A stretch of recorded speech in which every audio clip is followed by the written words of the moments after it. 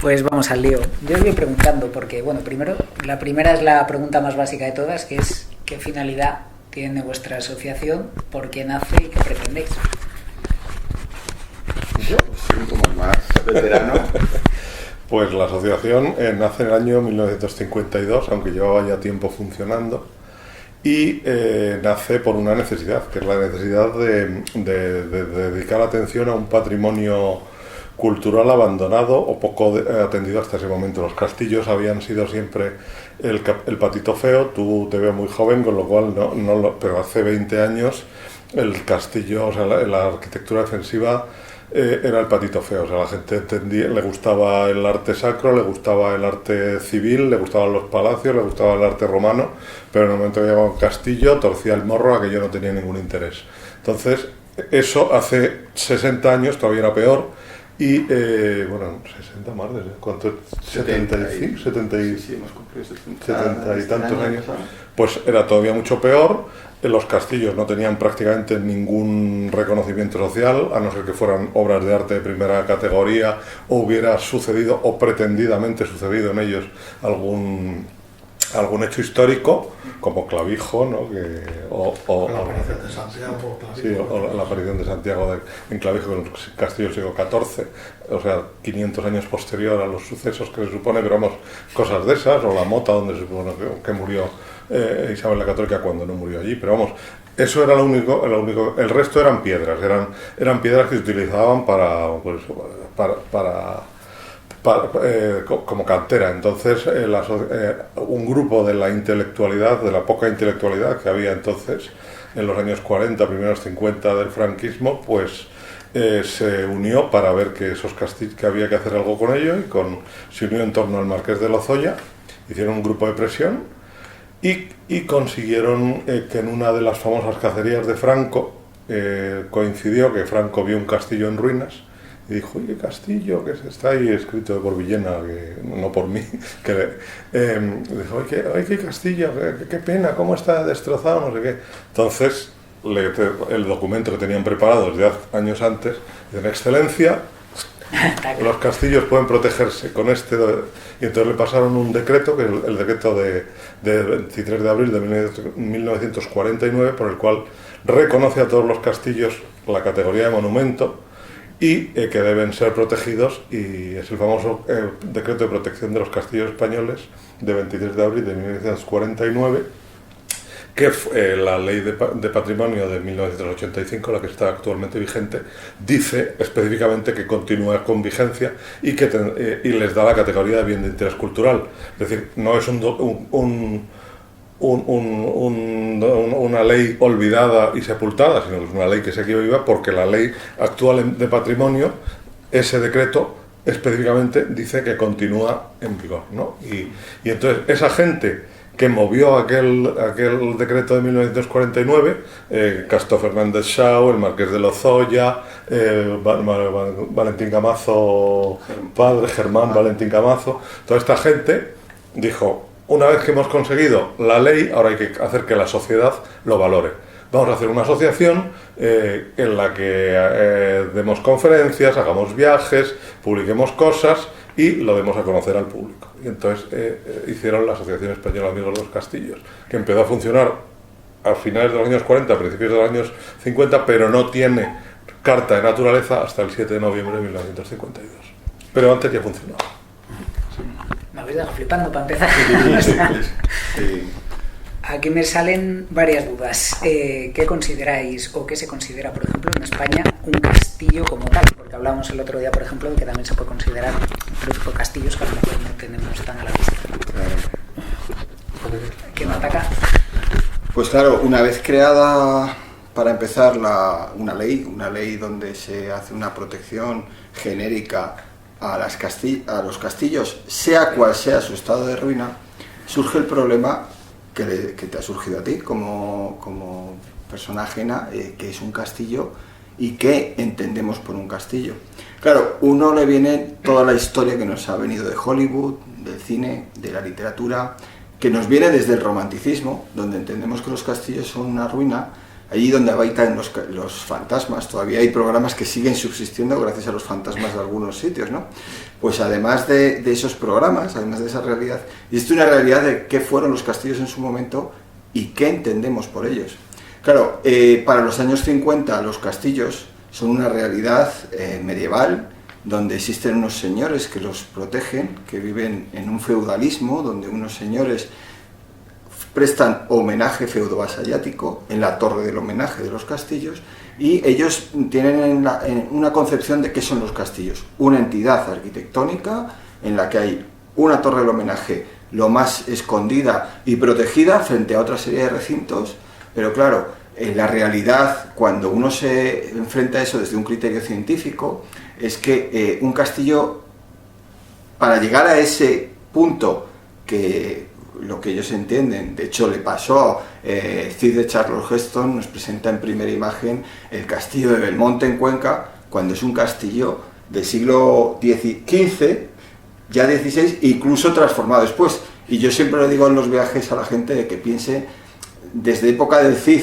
hasta el siglo XV, quiere decir desde el siglo mediados del siglo XI hasta el siglo XV, son casi 400, 500 años. Si nos ponemos a pensar 500 años para atrás, pues es como si a los reyes católicos les ponemos en la Gran Vía actualmente, casi, ¿no? Más o menos.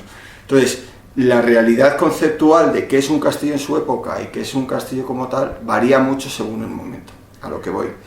El castillo evoluciona porque evolucionan las necesidades defensivas de esa sociedad. Entonces, ¿hasta qué punto es un castillo? ¿En qué momento empiezan los castillos? Pueden haber castellum, los castellum que vienen desde época germana y que vienen también viviendo de los castellum romanos, de los romanos del limes. Entonces, ¿y es que los romanos beben y se lo inventan? No, ellos beben de una tradición arquitectónica defensiva del mundo griego y a su vez beben de una tradición arquitectónica precedente. Por lo tanto, ¿qué es un castillo? Es la evolución de las fortificaciones y la necesidad del ser humano de defenderse. Por lo tanto, nosotros no nos podemos centrar solamente en los castillos medievales. Tenemos que entenderlos desde que el ser humano necesita defenderse allá, que abandona la cueva y se asienta y necesita defenderse otras comunidades, Çatalhöyük, otra serie de asentamientos que nos están evidenciando unas necesidades defensivas frente a otras comunidades, estamos hablando de 8000 a.C., hasta actualmente donde existe un sistema defensivo aéreo o los escudos antimisiles, porque es la eterna lucha de la lanza y la coraza.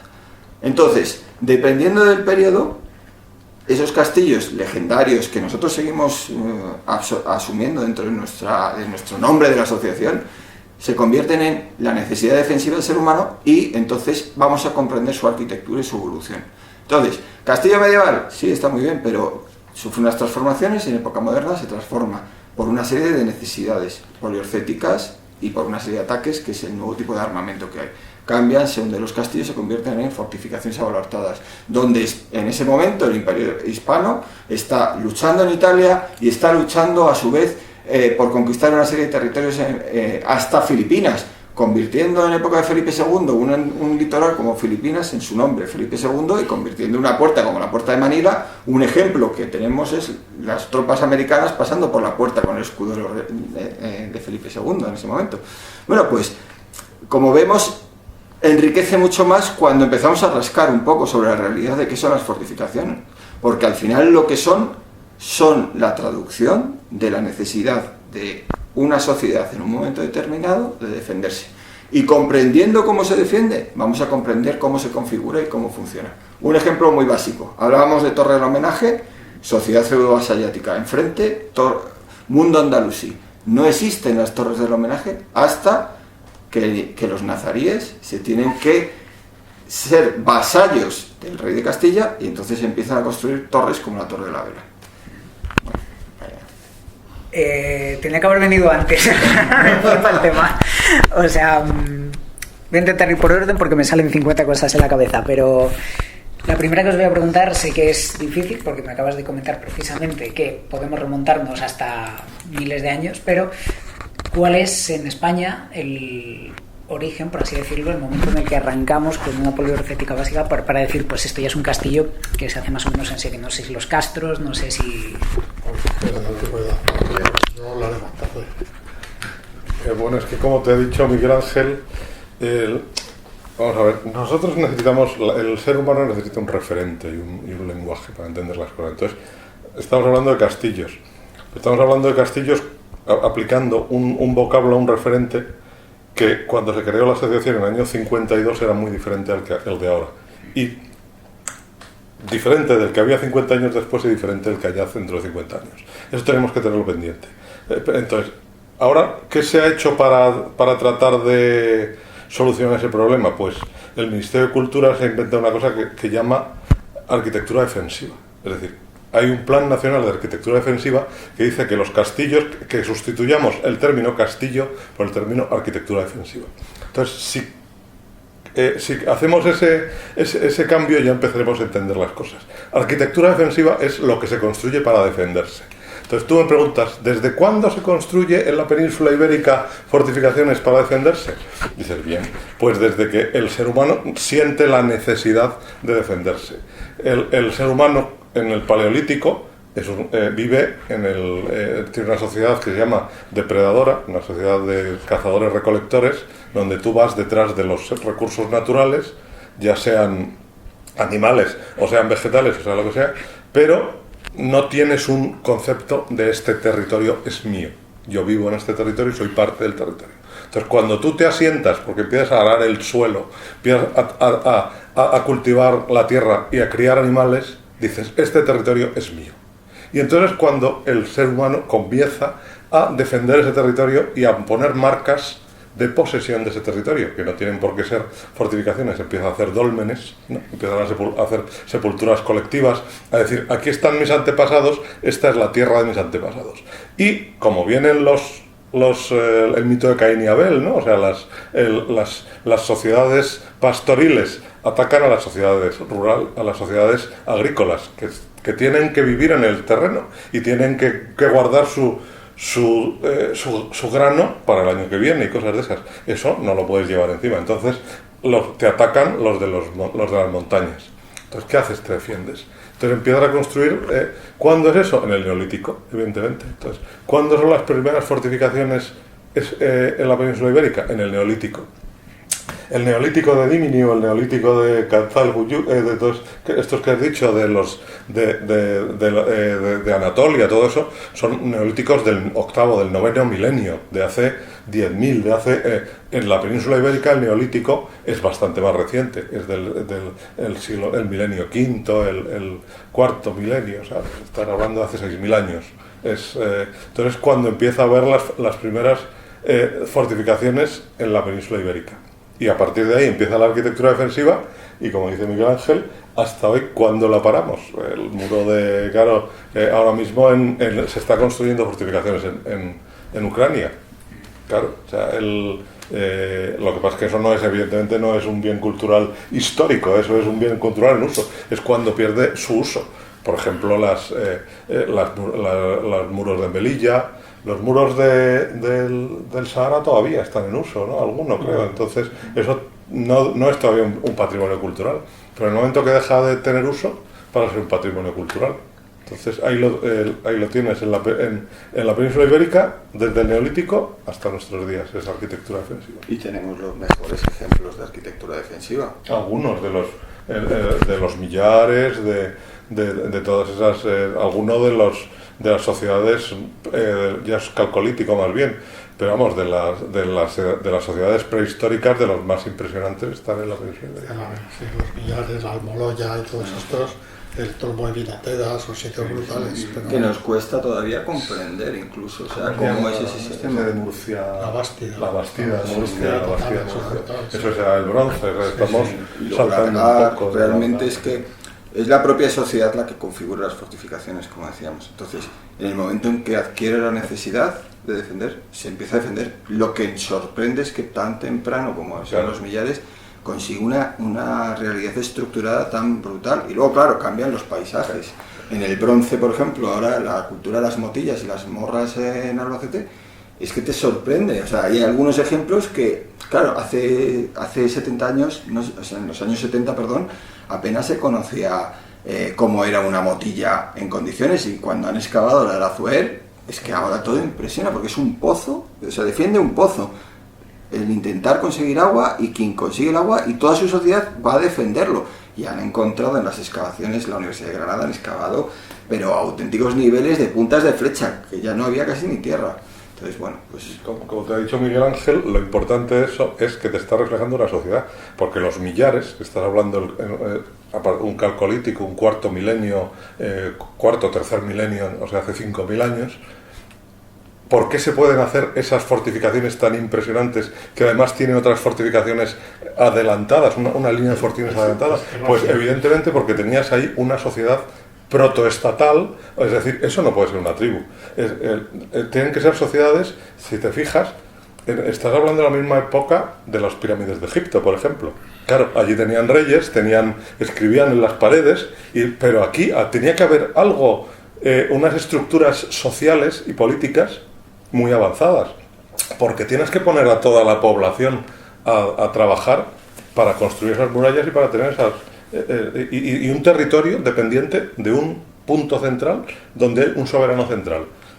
No sabemos cómo se llamaba porque aquí la gente no escribía en las paredes y no ponía dibujitos y galimatías, pero algo tenía que haber, no tan avanzado evidentemente como la sociedad mesopotámica o la egipcia, pero muy avanzado, con unas estructuras sociales muy importantes y seguramente con contacto. Eso es más peligroso decir, pero A mí me sale irme a aquella Roma republicana con los campamentos romanos, que no sé, por ejemplo, si lo consideráis aquí en la península ibérica. Me imagino que por la definición que estáis haciendo también se puede considerar un castillo, ¿no? Claro, yo sí. Sí, no, pues los campamentos romanos se pueden considerar castillos de todo punto. Primero porque tienen elementos de castillos, como son los fosos y los muros, que a veces son empalizadas de madera y a veces son muros de obra. Entonces es un castillo. Además tienen una estructura que suele ser bastante frecuente o incluso común en todos ellos, que son las 4 torres angulares, el carro del decúmano, las 2 calles principales y todo rodado de foso con aparte de las 4 entradas, puede tener también alguna otra pequeña entrada. Y luego la función que tienen los campamentos romanos también es una función puramente castillera. Aquí, por ejemplo, en España hay campamentos romanos por todos lados, pero uno de los sitios donde más hay es por la zona del Cantábrico, precisamente por las guerras cántabras.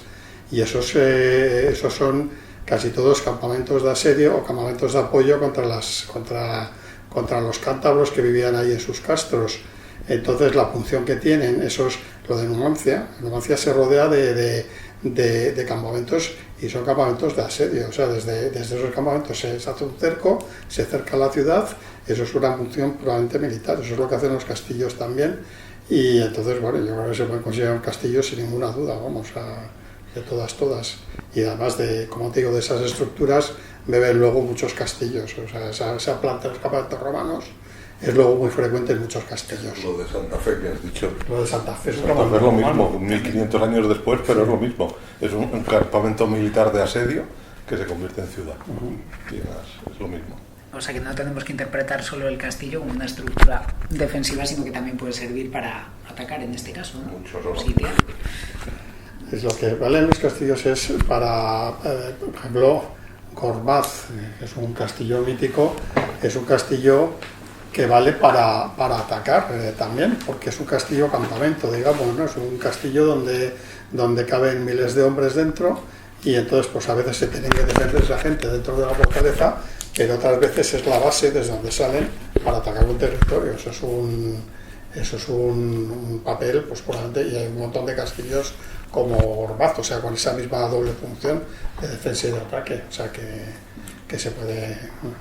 Sí, a lo mejor está un poco la visión de la gente que no está especializada en esto, lo ve a lo mejor como una estructura estática donde su única misión es la defensa, pero al contrario, o sea, realmente es una defensa activa, pero la mejor defensa es un buen ataque. O sea, quiere decir que tú te colocas en ese punto para que no avances el enemigo más para acá, e incluso a veces tú para avanzar. Claro, que a veces no responde a los criterios arquitectónicos que a uno le gustaría. Quiere decir que estos campamentos muchas veces son empalizadas, albarradas de tierra, elementos que lo que cumplen una misión es funcional, porque al final por desgracia la guerra es funcional. Si tú eres más avanzado y tienes una serie de elementos que en tu, por ejemplo, campamento de ataque está más evolucionado que el que está al otro lado, pues al final vas a conseguir avanzar. Entonces, hay que diferenciar a lo largo de toda la evolución del ser humano cuáles son sus necesidades. Por lo tanto, no responden a una tipología 100% estática, sino que evolucionan según las necesidades de su momento. De nuevo, la eterna lucha entre la lanza y la coraza, que es algo persistente, ¿no? Porque al final es funcional. Bueno, antes de nada, ¿diríais que España es una tierra, la península ibérica es una tierra que ha sido vertebrada, por así decirlo, por castillos desde sus inicios, o que no a lo mejor es tan excesivo como en otras naciones? España es un territorio, yo creo que está vertebrado por sus castillos y por sus votaciones eclesiásticas, que muchas veces van unidos. Cuando se repuebla un sitio se funda normalmente una iglesia, y si no hay un castillo se suele hacer un castillo también para asegurar ese territorio. Entonces, yo no sé si era verdad o no, en España hay muchos castillos, ¿sabes? Eso sí que es verdad. Lo que no sé si era verdad o no es que España es el país con más castillos del mundo. No lo sé, eso dicen, hay muchísimos, y no sé si será el que más tiene o no, pero vamos, que sí que está vertebrado el territorio por castillos. De hecho, muchos pueblos que hay ahora deben su origen a un castillo. O sea, esos castillos en ruinas que hay en muchos pueblos que están perdidos y abandonados, esos son muchas veces el abuelo del pueblo, el origen lo ha tenido allí. Entonces, y lo tienes que ver en la toponimia también. Hay un montón de pueblos que se llaman Castro algo, Castro Ponte, Castro Torafe, Castro Vido, eso es fortificación, o Torremoronta, o sea, todo eso, la toponimia es muy rica, y aunque no quede llena de castillos, es muy probable que en la mayoría de esos sitios haya habido alguna fortificación, y son esas fortificaciones, es el origen de esos pueblos. O sea, son repoblaciones que luego cuajan, se hace un poco, la repoblación no siempre triunfa, o sea, tú hay zonas que quieres repoblar, haces el esfuerzo, pero al final por lo que sea no fracasa, pero hay zonas en las que se repuebla, la repoblación tiene éxito y se crean muchos castillos, y primero con una función militar y luego con una función administrativa. Cuando se pierde ya la función militar, se quedan con una función administrativa, pero sigue siendo un castillo y sigue siendo además una referencia. Siempre un castillo siempre es una referencia. Esos pueblos de Ciudad Real y Toledo, la torre de no sé qué Abad, la torre de Perabad, la torre de no sé quién, torre Perogil, todo eso es lo mismo. Castilla es tierra de castillos y Cataluña es tierra de castillos también, o sea, lo llevan el nombre, es que no es evidente. En España hay castillos. Nosotros estamos haciendo un inventario, llevamos tiempo haciéndolo, y vamos ya también es verdad que inventaríamos ruinas arqueológicas, o sea, cosas que va la gente a ver, dice, aquí no hay nada, bueno, sé que hay algo, y si te fijas además lo ves, o sea, cosas que se ve alguna piedra es lo que se inventaría, ¿no? Porque sabemos que aquí hubo un castillo, si no queda nada, lo podemos poner como desaparecido, aunque seguro que excavas y sale. Pero ¿cuántos vamos ya por Eran 10.400, pero hay bastante más. Hay bastantes más. Hay muchos más de los que ya hemos recogido.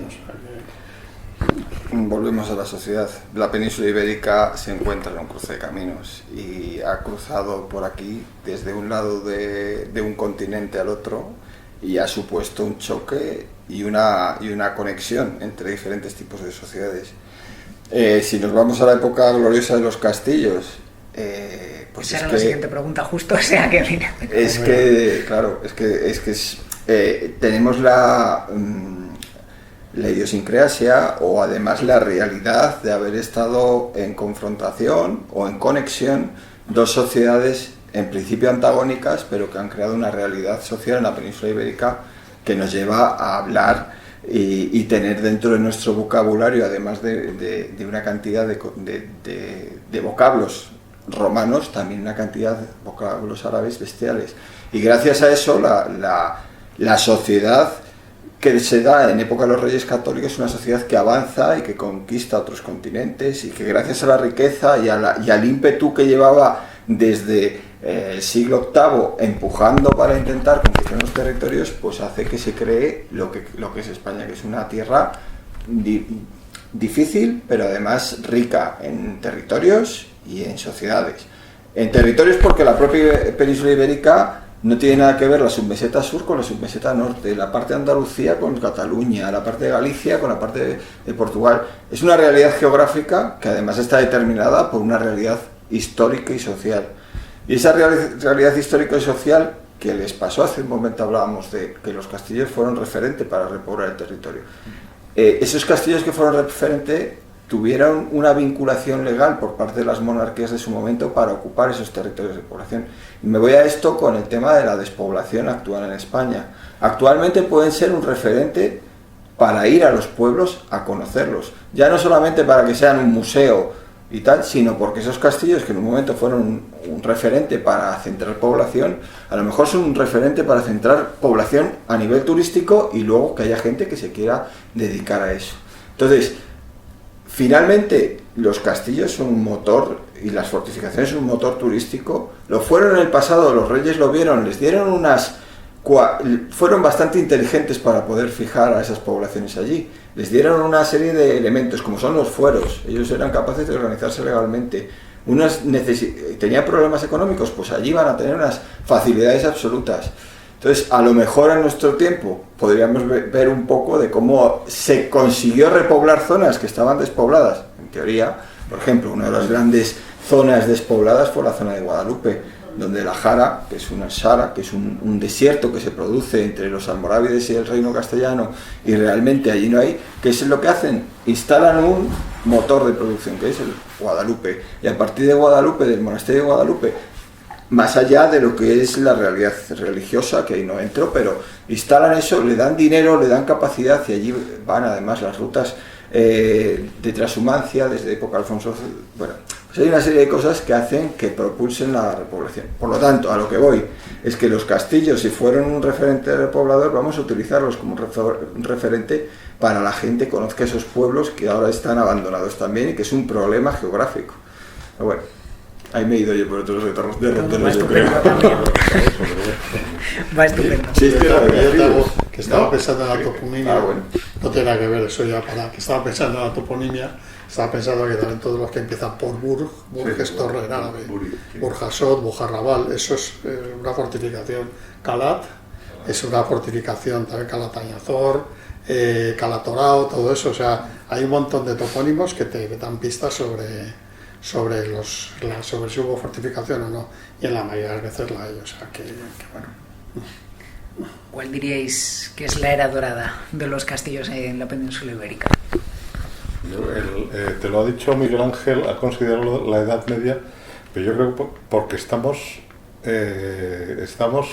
cambiando, es decir, estamos metiendo, cuando un observador observa la realidad, siempre mete su realidad. Eso es el principio de incertidumbre de Heisenberg, ¿no? Sí, es una realidad física, es decir, tú cuando... Si yo, estas revistas están encima de las mesas así porque las ha puesto Miguel Ángel.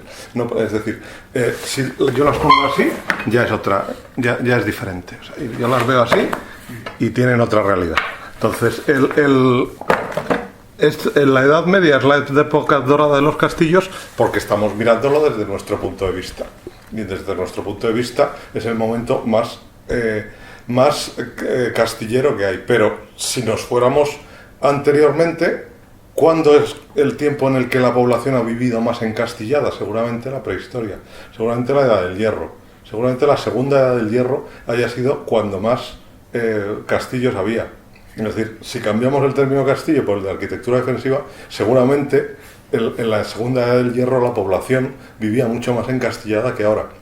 Se dice que cada uno de los pueblos de Galicia tiene origen en un castro, y son miles de pueblos. Si traspasamos eso a toda la Celtiberia, pues seguramente nos daría que el periodo donde la población ha vivido más en fortificaciones es la segunda Edad del Hierro. Aunque como están hoy en día, entre el que hay poblaciones encima, están abandonados, la mitad no están inventariados, pues hemos perdido esa visión. Pero la segunda etapa en la que de mayor inseguridad es la Edad Media, evidentemente, por ese choque entre cristiandad e islam que se da en la península durante 8 siglos. pero yo no estoy tan seguro de que la época la época dorada, o sea, en la que más fortificación ha habido, haya sido la Edad Media. Sí, además porque tenemos el criterio ese de fijarnos, claro, en la parte además final de toda la Edad Media, sí, que es cuando los castillos más más arquitectónicamente se ven, pero se asientan sobre castros precedentes, reutilizar las propias estructuras, pero es que además luego tenemos, por desgracia, en la península ibérica una serie de luchas que hacen que cosas que no identificamos tan bonitas como castillos y fortificaciones, pero han seguido desde las guerras carlistas, desde las guerras hasta la guerra civil. Ahora todavía la sociedad española no ha asimilado y todavía le queda la huella de eso, de lo que fue, pero que nosotros que lo vemos desde un punto de vista funcional, donde lo vemos como elementos defensivos de ataque y defensa, y lo vemos como entender la guerra y entender la defensa, realmente tenemos un patrimonio excepcional para un futuro. Hacerlo comprensible y realmente es sorprendente. Es que no somos capaces de inventariar la cantidad de frentes que ha habido, frentes estables, frentes que creemos de una época, nosotros que hemos tenido la suerte de intervenir en diferentes sitios, pues nos ha sorprendido incluso a nosotros que comprendemos un poco la evolución. Y bueno, pues te das cuenta de que la edad de oro depende, del cristal. Pero un poco también, es que en Europa no tienen más que el castillo feudal, ¿no? Que es el castillo para organizar el territorio y cosas de esas. Aquí tenemos eso, pero además tienes un frente de batalla que ha ido desde el siglo VIII bajando y dejando fortificaciones. Y claro, entonces por eso, porque dices, es que la frontera entre cristiandad e islam, pero es que la frontera entre cristiandad del 14 es una, la del 13 es otra, es impresionante. Y luego entre los propios reyes cristianos, o sea, es un paisaje fortificado tremendo. Ya digo yo que no estoy seguro de que cuantitativamente no sea superior el de la Segunda Edad del Hierro, pero evidentemente, o sea, la Edad Media es una de las edades de oro de los castillos. Pero insisto, es decir, han pasado 2000 años desde la Segunda Edad del Hierro y todavía no han pasado 2000 años desde la conquista de Granada. O sea, y sorprendentemente, en lo que éramos un motor tecnológico a lo bestia, que eran las fortificaciones en época de Carlos V, en época de Felipe II, aquí es de donde menos hay. Te tienes que ir fuera a otros países, porque ya estaba, o sea, ya la sociedad aquí estaba establecida, salvo por el tema de las comunidades y demás, y una serie de cosas. Y porque se han independizado, porque claro, toda la parte de España en el siglo XVI, con los virreinatos, porque claro, no eran colonias, se consideraban parte del territorio. Y bueno, y Cuba, cuando se perdió Cuba, siempre se decía, 20 años antes que Navarra, Cuba era España. O sea, lo decían, y es verdad, Cuba siempre era una provincia, no era una colonia. Claro. Entonces todo eso se ha perdido. Y es donde estaba la... Sobre la fortificación avalortada tengo yo una teoría, no sé si compartís sobre. Yo creo que eso no hemos hablado nunca. En España no hay apenas fortificación, hay fortificación avalortada, pero no hay mucha, o sea, comparativamente no hay mucha. ¿Y eso por qué es? O porque en la época de la fortificación avalortada las fronteras estaban fuera de España, pues estaban en el Caribe, estaban en Filipinas, estaban en otros sitios. Entonces España era un sitio pacífico, un territorio pacificado, y no hacía falta aquí hacer fortificaciones, y por eso no hay casi, en las costas hay más por los ataques piratas, que luego siempre pasaba que venían los piratas y no tenían nada que oponerles y tal. Y tienen ahí algo más de avalortado, pero no hay grandes, quitando ya lo que hay en la frontera con Portugal, que eso sí que está... Sí, pero al otro lado, los que tienen miedo son los portugueses. Sí, los que tienen miedo son los portugueses. España tiene buenas cosas, España tiene Badajoz y tiene... Pero cuantitativamente España no es un país muy avalorado, digamos. Pero es por eso, porque no hacía falta, porque la fortificación pues hacía falta en Puerto Rico, hacía falta en Cartagena de Indias, hacía falta en Manila, que es donde se construían, hacía falta en Cuba y todos esos sitios, hacía falta en Taiwán, o sea, en todos esos sitios, o en Alaska, y es donde están las fortificaciones avalortadas españolas, o sea que por eso yo creo en la península, de hecho cuando estalla la guerra de convención luego en el 19, que empiezan a entrar los franceses, porque la guerra de convención al principio los españoles invaden Francia, se pone el general Castaños y se da la vuelta a la cosa y empieza a ver los franceses, y no tienen los españoles nada que poner, no tienen fortificado, lo que tienen es medieval, y claro, los franceses, pues ponme medieval todo lo que quieras, que a mí el medieval me la pela con los cañones que tengo, ni me paro, vamos, o sea que, y no tienen nada que poner, y es un drama aquello impresionante, y porque se paran, si no se paran, yo voy tanto la península a los tíos, o sea que, entonces es una cosa tremenda, sí, una cosa curiosa esa, sí. Por ahí es un poco cronológicamente, creo que una imagen de la que podemos tener mucho en España, lo que comentabais del tema de la Reconquista, pues puede ser el típico castillo que se da aquí, por ejemplo, a los templarios para que defiendan un trozo de tierra que viene de forma cojonuda a la monarquía, ¿no? Características que pueda tener un castillo de ese estilo son tan generales como solemos tener en la cabeza y menos de lo que pensamos. Pues los castillos que se les da a las órdenes militares, digamos, para que defiendan un territorio. Por ejemplo, sí, de esa época. Pues yo creo que son, sobre todo, a veces cogen, cuando un territorio cambia de manos, a veces hay castillos hechos, y cuando tú se lo entregas a tu gente, ese territorio conquistado, si tiene un castillo, normalmente ese castillo lo reforman porque es más barato y más práctico y más rápido, y es mejor reformar un castillo que ya existe que hacer uno nuevo, a no ser que necesites hacer uno nuevo por necesidades territoriales o lo que sea. Entonces yo creo que se cumple, o sea, primero se adapta uno a lo que hay, pero luego si se hace un castillo, se hace un castillo de manera práctica, o sea, no creo que haya un estándar, hay un modelo, digamos, a seguir y tal, porque se tiene que adaptar al terreno, se tiene que adaptar a las condiciones de ese sitio. Entonces no creo, de hecho hay muchos tipos de castillos, sé que es verdad que todos tienen murallas, torres y torres de homenaje, suele ser lo básico, y fosos y tal, pero cada uno tiene una forma, cada uno tiene unas características diferentes, porque los castillos que son iguales son posteriores, ya son castillos señoriales, esos castillos que se llaman de la escuela Valladolid, que cumplen, eso sí que cumplen todas las mismas normas básicas, digamos, ¿no? hasta en proporciones.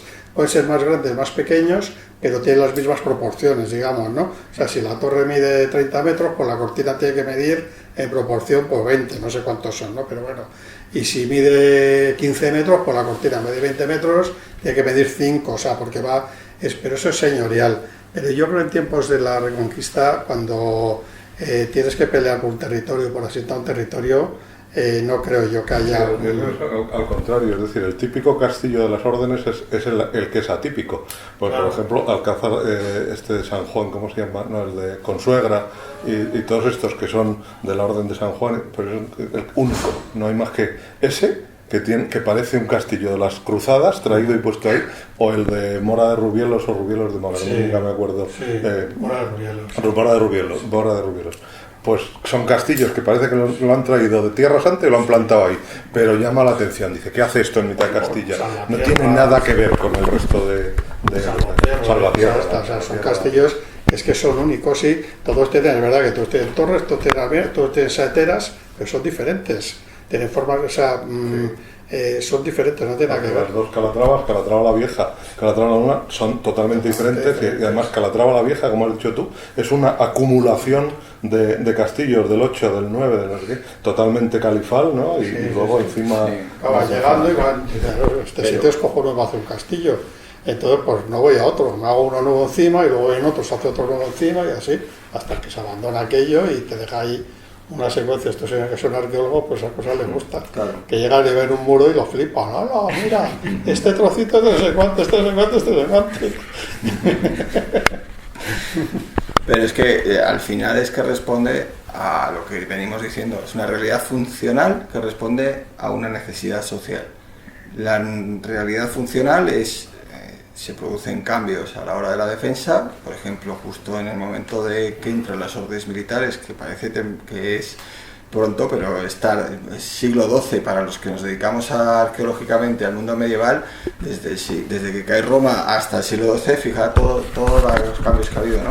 Entonces, las órdenes militares, que aquí en España el temple fue muy relativo, por lo tanto sé que atrae mucho por su dramática situación final, pero realmente tenemos una riqueza de órdenes militares hispanas que sorprende, desde Calatrava, desde la antigua población de Calatrava, que asume el propio nombre y se forma Calatrava, hasta la de Santiago, que la forman desde el Reino de León, hasta todas las que hay. Pero bueno, dicho esto, lo que veis, como decían mis compañeros, amigos y colaboradores, que lo más importante de los castillos además es disfrutarlos, no solamente es conocerlos, pero disfrutándolos.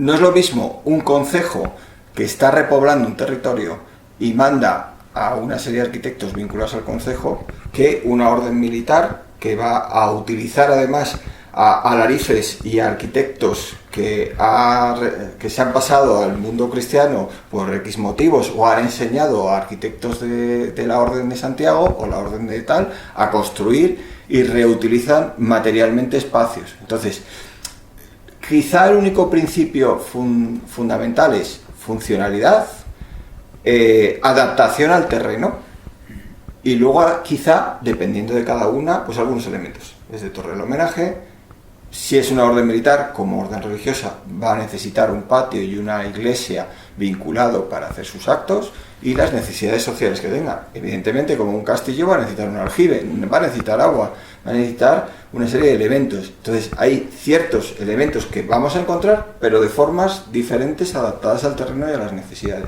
Y no es lo mismo una frontera que fluctúa, por ejemplo, el Tajo, del Tajo al Guadiana, que va a estar durante 200 años fluctuando las fronteras frente a almorávides, almohades, frente a reinos cristianos de diferentes tipos, que en ese momento mismo lo que está sucediendo en Segovia, en Ávila, donde ya están más estables y las fortificaciones de otro tipo. Por lo tanto, variedad tipológica y riqueza. Hablando de templarios, me estoy acordando ahora, me venía a la cabeza, en Badajoz, el castillo de Almorchón. Sí. Es un castillo roquero, está en un peñón. Y es mínimo, o sea, tiene que ser todo el castillo, tiene que ser de grande como esta habitación. Ahí había cocina, había cuadros, había de todo. Es un castillo templario. Y no muy lejos, tampoco muy cerca, pero no muy lejos, porque Badajoz es muy grande, Jerez de los Caballeros. Templario, un pedazo de alcazaba gigantesco, que es todo el pueblo del castillo. O sea que, y ahí lo tienes, dos castillos de la misma orden militar, casi coetáneos y totalmente diferentes. O sea, no tiene nada que... Hay un problema con los templarios, nuevamente pasamos nuestra fascinación por los templarios al monumento de la Edad Media.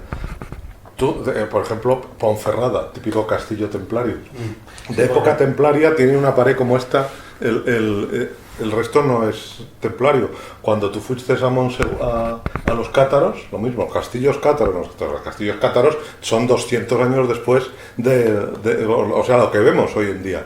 Es decir, la fascinación que tú tienes por el edificio no quiere decir, claro, que tú lo que estés viendo sea lo de esa época. Entonces, ahí está el asunto. Es decir, a lo mejor hay gente que se lleva una decepción, pero es que el patrimonio es así. Es decir, el castillo templario a lo mejor era mucho más sencillo. Los castillos del Cid, que hablábamos el otro día, tienes una ruta del Cid donde no vas a ver una piedra del siglo XI, porque los castillos se han hecho, están después y hay poco de esa época, la aljafería de Zaragoza y cosas de esas, pero es que eso ya es una reconstrucción arqueológica pedantona que no gustaría a la... difícilmente vas a vender un producto o la gente te va a mostrar interés por eso. Eso es ya para un público avanzado, entonces en principio hay que dar los castillos templarios, pues tienes que dar el castillo, mira el castillo y luego ya dices, oye, pues has visto, ¿te ha gustado el castillo? Pues ahora no es templario. Porque el de Almorchón es templario, pero por la orden de Santiago. Claro. Y yo creo que lo que hay es toda la orden de Santiago templario que da el emplazamiento, que el castillo templario tiene que ser igual que el de la orden de Santiago, como esta habitación de grande. Es que no les da tiempo, si es que cuando se ocupa la zona de Extremadura es finales del siglo XIII y desmantelan la orden. Del temple aquí en 1340 ya está desmantelada entera y todo se pasa a las órdenes militares. Entonces sí que hay una... A ver, pero es lo de siempre. Al final también existe una realidad que es el valor que desde nuestro momento le damos a las cosas. Entonces hay que tener claro, el otro día por ejemplo hacíamos una representación del Cid en concreto la frente de Corpes, una cosa que sabemos que históricamente no existió, pero sí existió literariamente. Quiere decir que en el siglo XIII los juglares llegaron a poner un hecho que sería imposible pensar, principalmente porque además las hijas del Cid no se llamaban Doña Sol y Doña Pía. Eso para empezar. Exacto. Pero eso no le quita importancia al hecho. Lo que es importante es que lo sepamos, ¿no? O sea, sabemos que este sitio pudo ser donde se produjo literariamente. Al juglar que pasaba por allí se le ocurrió y dijo, oye, le voy a meter un extra a esto que le va a traer más a la gente del pueblo, y coge, y al final eso es lo que queda en el texto. Pues dentro de medias está pasando por una serie de pueblos importantes y le da mucha riqueza narrativa, pero es que no lo vamos a negar, no lo vamos a quitar, solamente lo vamos a poner en contexto y vamos a decir, no, esto es posterior, pero tiene su importancia. Entonces, ¿qué es templario y que vende más? Pues mira, es templario, pero como dice mi compañero Pablo, es templario una parte. Difícil además también de datar, porque a veces decir que un muro es templario hay que basarse en los criterios científicos, porque estamos hablando de que por un lado están los criterios científicos arqueológicos y de datación, donde nosotros nos pegamos los arqueólogos y arquitectos para determinar qué es y qué no es, y luego el resto de lo que no es científico, sino el disfrute. Entonces, desde la asociación, nuestro fin es, por un lado, darle un criterio científico evidente, pero también que la gente lo disfrute. No le importa tanto si esa piedra es de tal fecha, sino comprender el contexto y decirles, bueno, hacerles críticos de su momento, pero también que lo disfrute.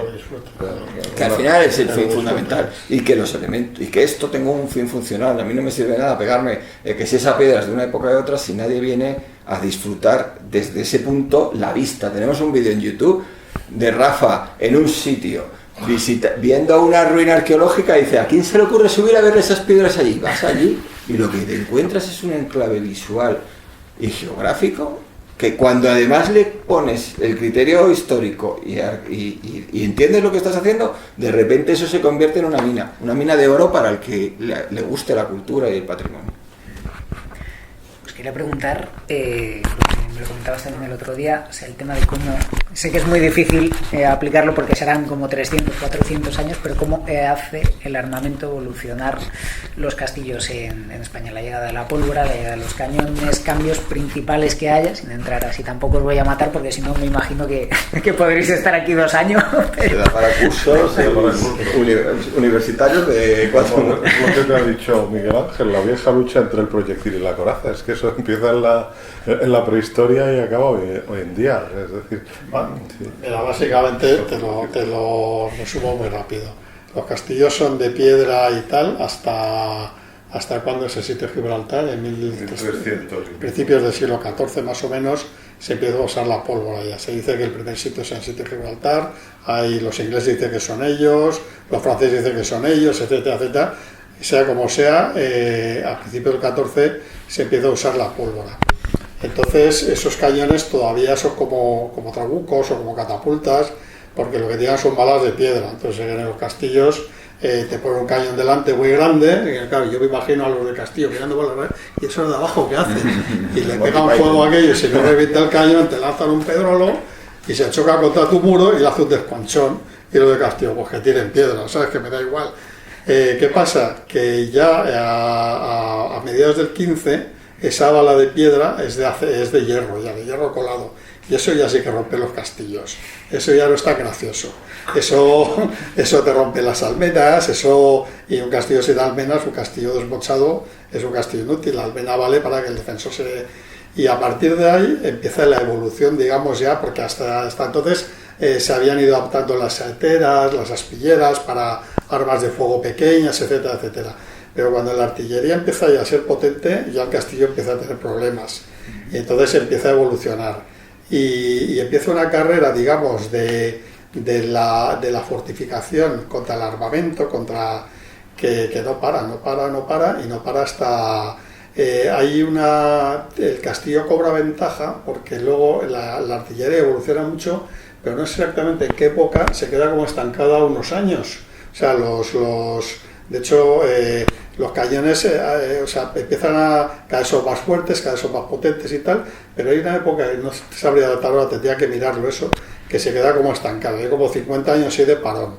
Entonces, pero luego vuelve otra vez con más fuerza y más fuerza y más fuerza, y entonces los castillos se tienen que, pues primero perder altura, luego enterrarse en el terreno para engañar al enemigo, de tal manera que tú te acercas al castillo, lo ves de lejos y ves que sobresale muy poco, y luego te acercas y ves que por debajo tiene una profundidad bastante notable, con otro tipo de defensas, ahora se defiende el foso, que antes no se defendía, etcétera, etcétera, y todo es por culpa de la pólvora. Entonces, y esa es la historia de la fortificación.